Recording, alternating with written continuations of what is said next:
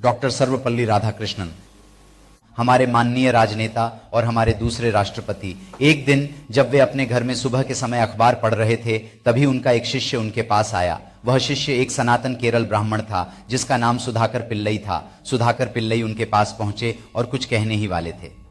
अरे सुधाकर, कैसे आए तुम यहाँ? सर, मैं आपसे एक बहुत जरूरी काम से मिलने आया हूं। उसे बिठाकर थोड़ी इधर उधर की बातें करने और कॉफी पिलाने के बाद सुधाकर ने अपनी इच्छा बताई। सर, मेरा आध्यात्मिक चिंतन बहुत बढ़ गया है। मैं भगवान को जानना चाहता हूं और एक अच्छे गुरु की तलाश में हूं जो मुझे सही राह दिखा सके। मुझे एक अच्छे गुरु से मिलाइए। आपने इतने सारे ग्रंथ पढ़े हैं, आपने बहुत सी दार्शनिक कहानियां भी सुनी हैं। सिर्फ आप ही मुझे एक अच्छे गुरु से मिलवा सकते हैं सर। ये सुनकर सर्वपल्ली राधाकृष्णन ने एक पल के लिए सोचा। बैठो सुधाकर, कहकर वो अपने बेडरूम में चले गए। थोड़ी देर बाद वो वापस आए, हाथ में एक छोटी सी किताब लेकर,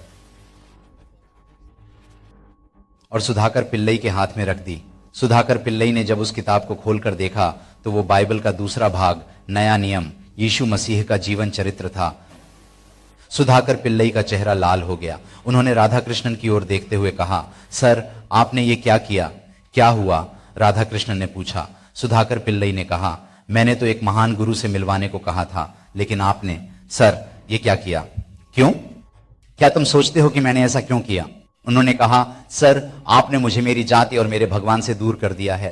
तब राधाकृष्ण ने कहा, सुधाकर, यदि तुम्हें मुझ पर विश्वास है तो जाओ और यह पुस्तक पढ़ो। अगर यह गुरु तुम्हें अच्छा न लगे तो तुम फिर आना, तब हम गुरु के बारे में चर्चा करेंगे। सुधाकर के पास कोई और विकल्प नहीं था, इसलिए वह पुस्तक लेकर चला गया। सुधाकर पिल्लई फिर कभी वापस नहीं आया। सुधाकर पिल्लई ने अपना नाम बदलकर पॉल सुधाकर रख लिया। वो एक ईसाई शिष्य बन गया। उसने पूरी दुनिया का भ्रमण किया। पूरे भारत में घूम घूम कर कैदियों के बीच यीशु मसीह का प्रेम सुसमाचार सुनाया और अपनी मृत्यु तक वो यही काम करता रहा।